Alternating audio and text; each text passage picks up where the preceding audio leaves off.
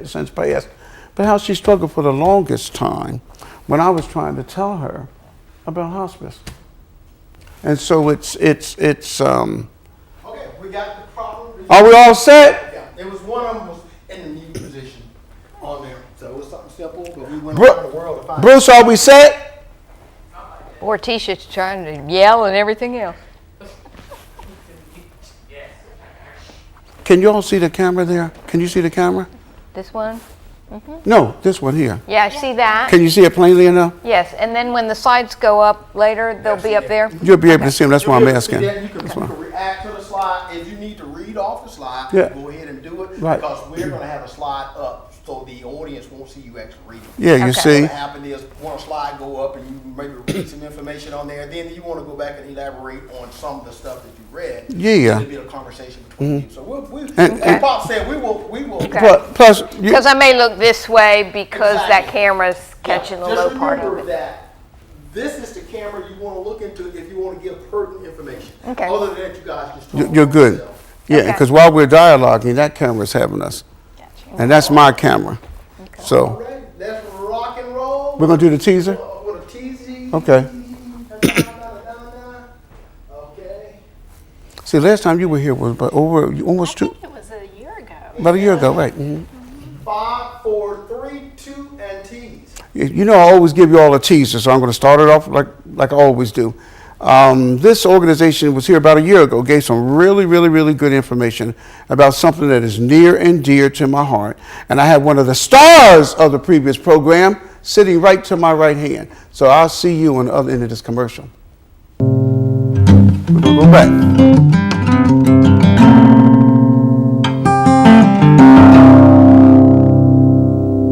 Follow her lead. Okay. Welcome back to a program focused on health. And the star that I was talking about is to my right, and the organization is Columbus Hospice. We're going to give you some good information. But, you know, I'm going to start out with Tisha. I'm going to talk about another program that we have never talked about, but we're going to today. But I want Tisha to really talk about the one thing that touches my heart about Columbus Hospice. And so, Tisha, first of all, I want you to look at that camera. You're a superstar now. You're not camera shy. Let everybody know everything about Tisha. And then we're starting to, and then I'm going to introduce the lovely young lady on your right and let her look into that camera and do the same thing. So, Tisha, you're better up. All right. Well, thank you, Pops. And it's good to see you again. I am glad to be here. I'm Tisha Mack with Columbus Hospice in Georgia and Alabama. Currently, I'm the admissions director there, and I handle just about anything that's coming through the phones or through the door with any questions regarding admissions. I've been there for going on 9 years now. Feels like a little bit longer, but I've always had a heart for Columbus Hospice, so I always knew even before I went there, that's where I would end up. So. And we're going to touch on that too, because it takes a special person to work in hospice care. Now, Laura, would you look at this camera? You're a newbie. Let everybody know about Laura and what Laura does. Hi, my name is Laura Schmidt. I'm a bereavement counselor at Columbus Hospice. And what that means is I follow people after the death of a loved one. So we're still here for y'all, as we say in the South. We're still here for you even after a loss. I've been with Columbus Hospice now for 8 years. And prior to that, much of my career was as a crisis counselor in hospitals. So I'm happy to be here today. Thanks for having us. And y'all can see, but to my immediate left is my adopted daughter, Shamika. Everybody knows Shamika from working on the area on aging. Everybody who's been out in the community knows Shamika. So she's with Columbus Hospice. And you can't see Ginger over there off far corner. She said, I'm just going to sit here and just direct everything. So she's over in the camera. I'm going to see if I can maybe get a camera to sneak her on when she's not looking. But anyway, let us start out with Tisha. Tisha, you mentioned something which is near and dear to my heart. You mentioned it. You have to have a heart for people at really one of the most difficult times in their lives. And you really have to have a heart for people because you're meeting strangers. And really, when they see you, Tisha, or they see Laura, or they see Shamika, or they see Ginger, all of y'all wear the face of Columbus Hospice. And I'm going to tell something really quick, and then we're going to go into all that Columbus has. A very good friend of the Barnes family passed away about a month and a half ago. Very healthy individual, never sick. All of a sudden, he was having problems. Went to the doctor diagnosed him with a mass on his lung, which had metastasized to his brain. This individual was loved in our community. He was one of the most marvelous individuals, he and his wife. Things radically changed in a week. When he left the hospital on a Friday, Saturday, the social worker from Columbus Hospice was there, sitting there, because then a lot of people have a lot of questions. Right. Even when you're a professional, as we are, because this person is a friend of mine, she's a registered nurse. But at a time like that, the one thing that no one has in a situation like that is objectivity, because you're too subjective to your situation. Exactly. So having someone come in, a trained professional, is crucial at a time like that. And to me, the hardest thing for me in the community for years was to let individuals know hospice is an assist to you in taking care of your loved one. And Tisha, I would like for you to not only speak about that, but speak about the many ways that hospice care is so crucial in a person's life, because your life can change like that. It can. So would you? And you're right, so many times we get called in when people are finding out for the first time that they're sick. They had no idea. They've been healthy as a horse their Right. whole life. Right. So how do you come in and handle that conversation? And it is a tough conversation. A lot of times we follow the lead of the family, though. We need to know what is their concern, because again, like you were saying, there's so many things that Columbus Hospice can do and we can offer to these families. But first, before everything else, we have to stop and find out what is their biggest concern, what is their goal. Everything that we do needs to revolve around that patient and that family. That's exactly right. And so some of the general things we offer and we talk about at those admission visits, we have a nurse that comes out, we have a chaplain and a social worker, we have a CNA that can come out and help with bathing. And those are just the basics. Those are the bare roots of what we offer. And then from there, it just blossoms. Again, it's so dependent on what the family and the patient need. And go ahead. And teach, no, let me tell you, you're hitting it out the park, because it all depends on what the patient and Right. the family needs. And so, to me, that's the most crucial part of having hospice care. And then a lot of times, Tisha, the families don't even realize, Right. because a trained professional, a nurse, does know and can suggest. Because the one biggest thing that I tell people is that the spouse, the son, the daughter, the nephew, niece, they are the ones that we assist Right. in the care of a loved one. Correct. And it is important. When we're having those meetings with them, first we're assessing the patient, obviously. We have to see what's going on with the patient. You can take an umbrella diagnosis such as Alzheimer's, but again, we may offer those same things, but what does that patient specifically need? Bingo. What is it that family is desperate Bingo. for? And if the first thing they say is, I need a break, okay, well, do we need to discuss respite care? See. The other families may not need to discuss that right off the bat. That So is exactly again, right. part of the nurse going in, part of the social worker going in, all of those things, those initial assessments are so important, because what we're finding out is, what is it that they need as a whole? And you wanted something, you just hit it out the park, because it is the specificity of care for each individual, and things may be different. Things a lot of times are different. And part of the job, the skill, the knowledge of a trained person is to go in there and to really use that level of specificity to be able to suggest to the person what you as a trained person, educated person, knows. So it's actually an assist to everyone in the care of your loved ones. And so that's pretty much the gist of why hospice care is so crucial for individuals when you're in that time of your loved one's life, where you really want to do the best for them, and you're not stepping back and you're not giving up Right. on your loved ones. What you're actually doing is just you know what I liken it to. I liken it to a race where a person gets off and they're running, and then they pass the baton to the other person. And that's why I liken hospice care, that you're harnessing the skills that you have the love for the person, but you may not have the skills necessary to take care of that.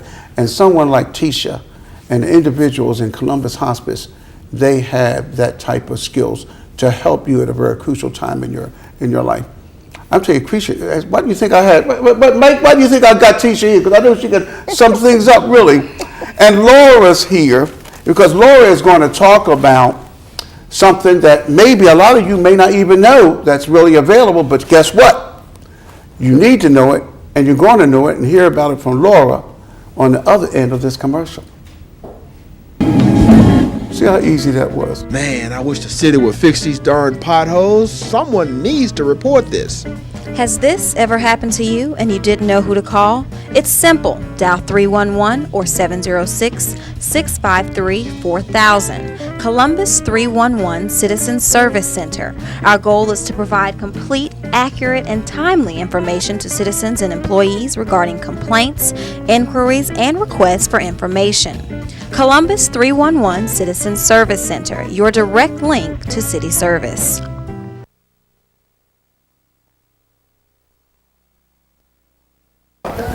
What curtain are you going to Then we'll do the choose? slides on this. Did y'all show it? We're going to do the slides now. Okay, all right. All righty. Come on down, Shamika. Shamika's done this so many times, it ain't funny. That microphone. Shamika's done it so many times. There Wake you up, go. Shamika. Go in front of the camera. So Shamika went to camp last year, so she's Yeah, I went Speaking to about Camp Cove camp. for the first time last with year. me. And camp, and then what we're going to do on the Begin with bereavement and then talk about children bereavement. Yes, yeah, because it's important because people grieve differently. Mm-hmm. So I want you to kick off, and we're going to do the same thing we did before. Okay. I'm going to say, okay, Laura, so what you're looking at put it camera, behind and you you. know what we didn't do? I want you to give the contact information. go. Do you have the contact information? If not, It's on a slide. no, I want you to verbally say it. If not, we You should can. see the slide. I mean, if it's on the slide, she can read it. Okay, good. Yeah, put the slide up because when I say, do you know the numbers? Who knows the numbers? The Well, phone give me that flyer, please. Nope, it's not. It's right there. It's right there. Yeah. 706-243. Well, don't you hold on to it then? Okay. And when I say, tell the number. See, it's up there. Not my number, that's my personal number. Okay. Oh, that. The main number's on the slides. Oh, Oh, okay. you don't So want to we'll get go with the slide. Hey, Bruce, can you go back to the beginning where the slide is at with the number, or is that? Which one is? I don't know. Try the first slide. Should be the first or It's not second, the first, it's gonna be the, towards the end. towards the end. Yeah. Oh, wait, keep going. Keep going. Right Hold there. it right there. 706-569-7992. Okay. Good. Okay. We're good to go. So when we come back, I'm going to say, welcome back to Focus on Helping. Yes, guess what? To my right, I got Laura again, but I got a new addition who everybody knows in the community, the lovely and very well-known Shamika. We're good. We good? We good. You know why we good? Because you want to, so Tisha did such a good job. Everything else is just anticlimactic. I mean, she just knocked What it am I change? I like this. I like that. I like the sense of humor. Did you see how quickly she came back with that? What about Trump change? I like that. I like you, Lord. You got a good sense of humor. I like that. She didn't miss a doggone beat. Boom, boom, boom. Tamika, I got some no-dos now. I know. It's been crazy. Are we ready? And 5, 4, Let's do it. 3, 2, and welcome back. Welcome back to Focus on Health again. So we had a good time. Tisha knocked it out the park. She did such a great job talking about just one of the areas about hospice care that's near and dear to my heart. Now I'm going to pass the baton here to Laura, who has a good sense of humor, by the way. It was a fantastic joke that she just told, but I'm going to have Laura look into that camera right there, tell her everything about herself, and she's going to be talking about a really good area, bereavement. So Laura, if you're looking there, and be sure to give all the contact information about Columbus Hospice, but tell them about yourself. How long you been doing bereavement and stuff again? I have been with bereavement for the past, I believe, 3 years. As I said before that, crisis counseling, and I've been with Columbus Hospice for 8 years. So this is really near and dear to my heart. And you know, you were saying that we help the families take care of the patient, and after the patient dies, we help families take care of themselves. Bingo. I try to tell people, you know, everything that you did for your loved one, I want you now to think about doing it for you. You woke up in the morning, you thought, what do they need to eat? How do I lift their spirits? I want you to ask those same questions of yourself.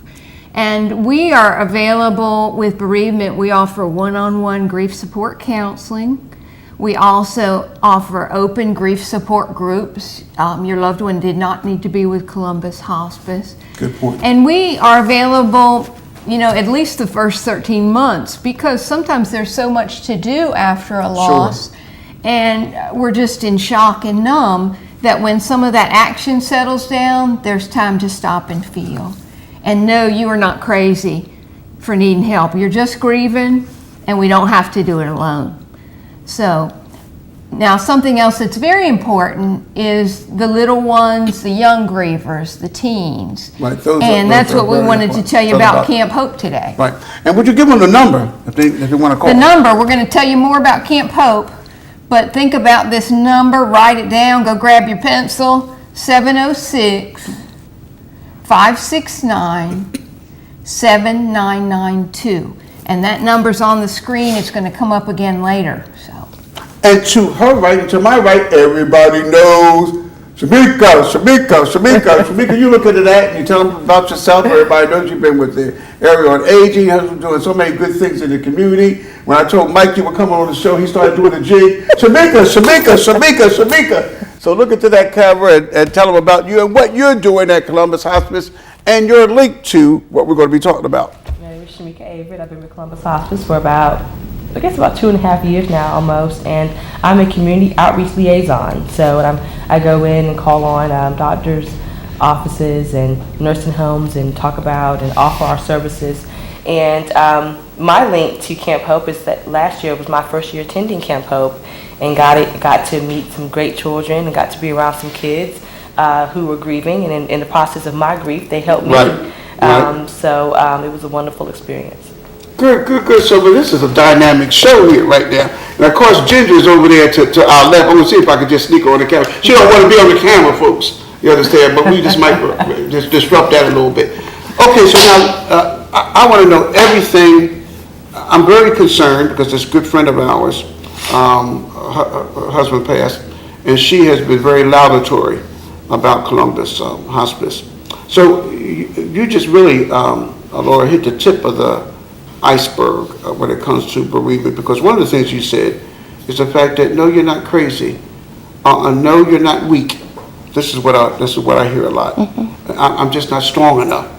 So would you talk a little bit about bereavement, maybe the stages, and everyone grieves in their normal way, that there's no standard, it's the second week, I should be moving, none of that nonsense. Just talk about bereavement itself. And then we're going to ease into Camp Hope. Okay. Well, you're exactly right. There's no right way to grieve. There are stages. There are different models and graphs you can look at. The main thing to look at is you. How you're feeling today. What's happening today? What do I need today? Sometimes people worry if they go lay in bed, they can't do that. If you feel like laying in bed, laying in bed. Good. If you're still laying in bed 3 months from now and can't function, we'll get you some help. But on a given day, laying in bed or not talking or wanting to stay busy, it varies. Grief can be like a fan. One moment we're in our grief, and then we come over to some healing, and then we feel guilty. And so healthy grieving is just being able to ease back and forth. And in bereavement, we can come and affirm that in our support groups. You can talk to other people and realize what they do. You know, it's amazing in support groups. Somebody will ask somebody, do you talk to him? Yeah, I talk to him.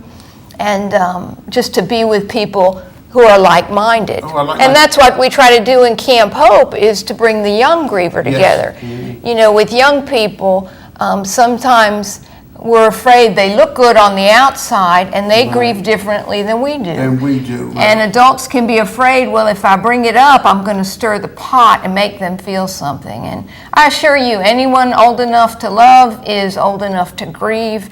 And at Camp Hope, we want to give them a place to do that, a healthy place. So let's now, first of all, before we get off, I'd like to tell you, it's the first time I've heard grieving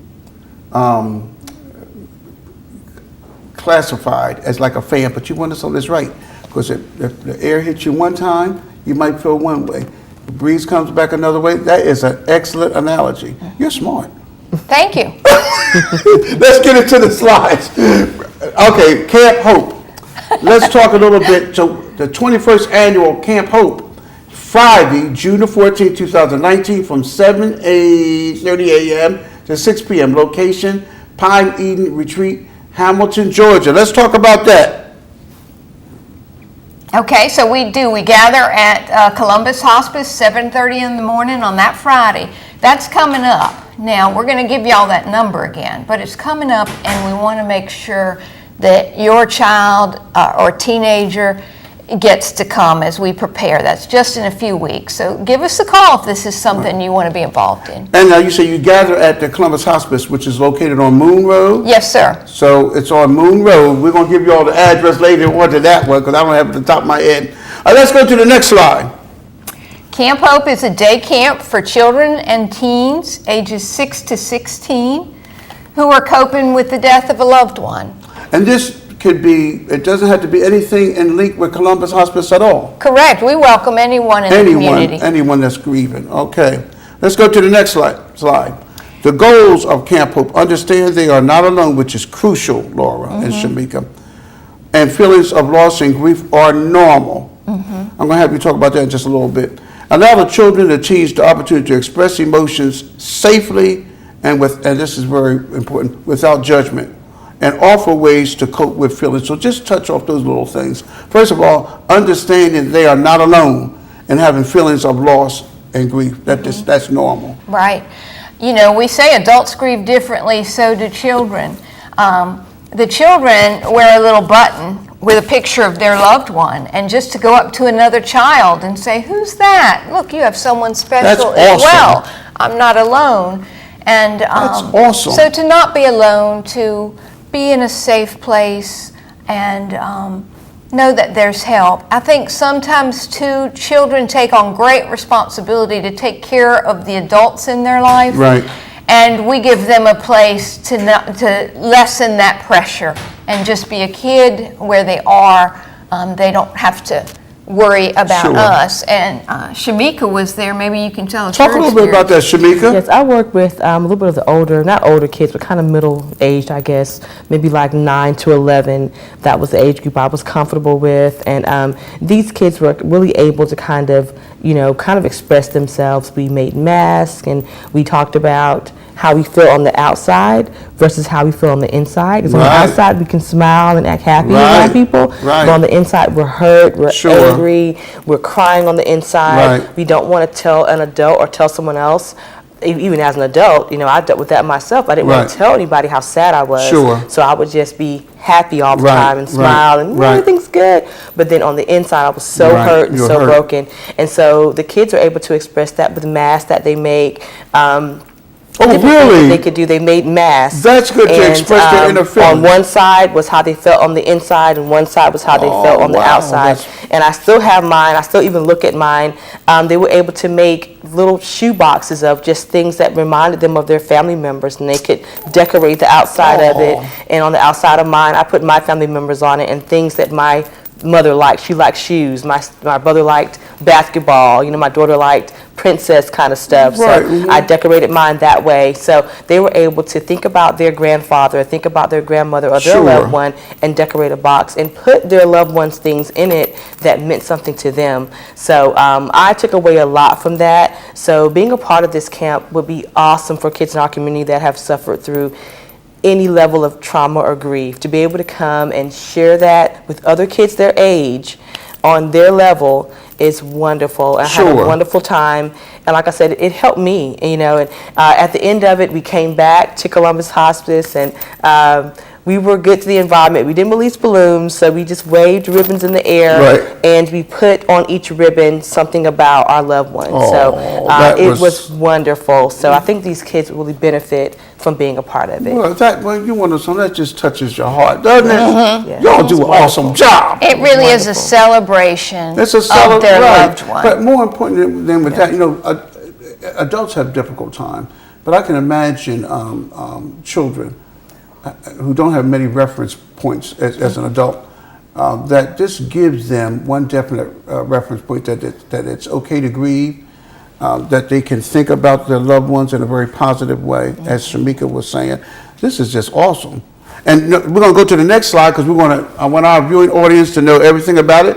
That's next slide. It is free to the community. There we go. Thanks to AFLAC. Thank you very There much, we AFLAC. go. They've been helping us for years to offer this. AFLAC is a huge community partner to a lot of organizations, and they do so many works. Next slide, please. So some of what Shamika hit on, these next 3 slides hit on. What we want to do is address feelings, memories, and coping skills. Sure.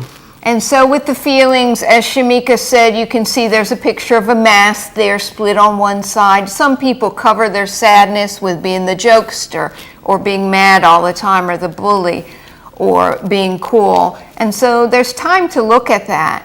And a big part of feelings is being able to name them.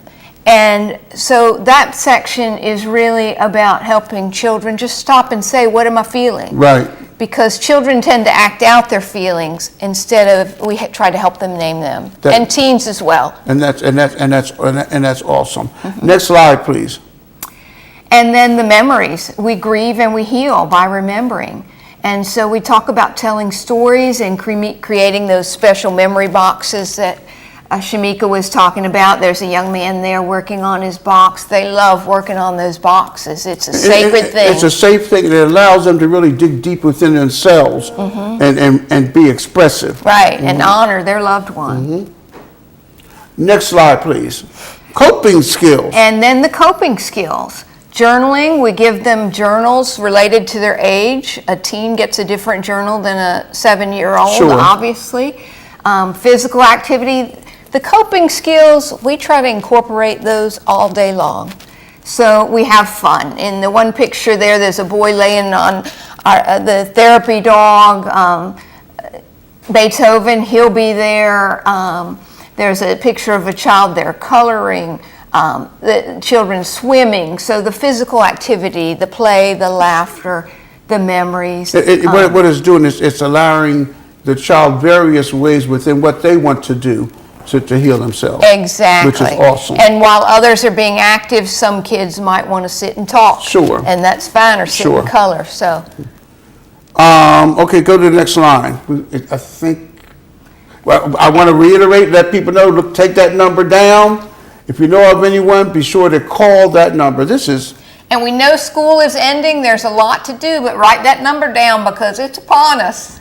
Yes. So get us into your schedule there. And what I would like, and I know that Mike would be amenable to that, is to, if you all get us a flyer, we will post that bad boy 24/7 until and then what I would like for you to do, give me a minute to, now, they call these things smartphones, and rightfully so, because they're way smarter than pop bars. Trust me, what I tell you. Let me look at this here. We're talking June the 14th. June 14th, we'd love to hear you at least by the end of the month, which is the 30th, in about 2 weeks. What I would like to do is, and I'm going to find out in just a minute, is to have y'all come back on June the 11th. That's when we have our city council meeting to come out on the public agenda.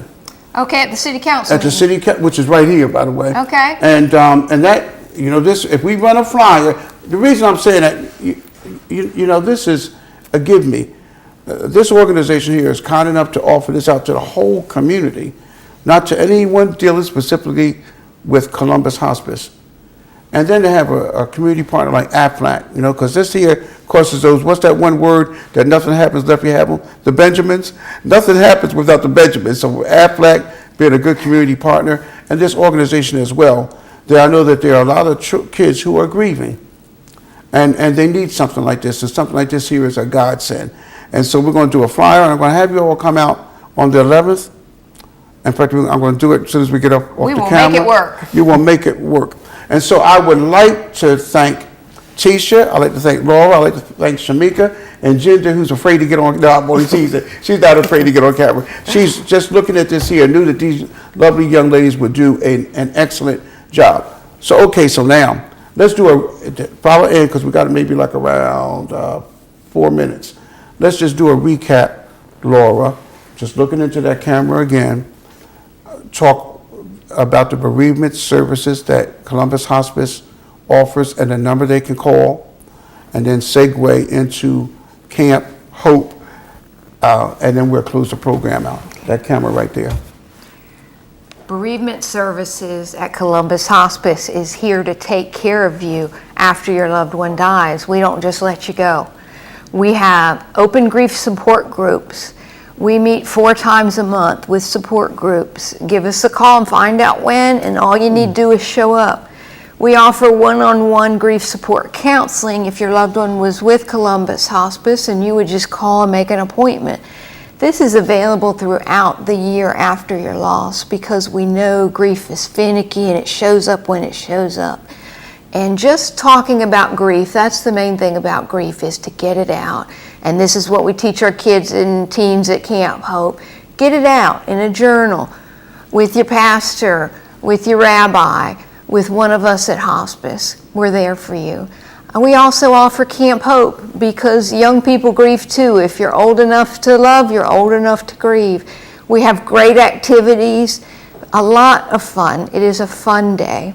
So you don't have to worry about that. Will be a sad day because we're going to have a good time. And you're going to meet up at Columbus Hospice on Moon Road. Yes, sir. And I'm going to ask Mike to put the address on it. And Shamika, what would you like to add?